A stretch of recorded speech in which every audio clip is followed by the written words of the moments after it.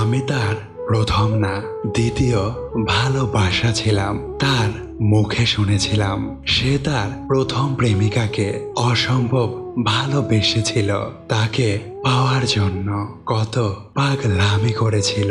এত ভালোবাসা, এত পাগলামি করার পরও সে তাকে ভালোবাসেনি। সেদিন আমি শুনেই ভেবেছিলাম এতটা ভালোবাসার পরও মানুষ কিভাবে ছেড়ে চলে যায়। তার প্রাক্তনের প্রতি এতটা ভালোবাসা দেখে আমি সেদিন তার মায়ায় পড়ে গিয়েছিলাম। আর ভাবছিলাম যে তাকে ভালোবাসেনি, তাকে যদি সে এতটা ভালোবাসতে পারে তাহলে তাকে যে ভালোবাসবে তাকে সে কতটা ভালোবাসতে পারে। কিন্তু আমি ভুলছিলাম। আসলে মানুষ কোনো কিছু খুব সহজে পেয়ে গেলে ওই জিনিসটার মূল্য দিতে জানে না। দেখবেন একটা জিনিস চাওয়ার আগে যদি পেয়ে যায় ওই জিনিসটার কদর খুব কম থাকে। তার প্রমাণ আমি নিজেই।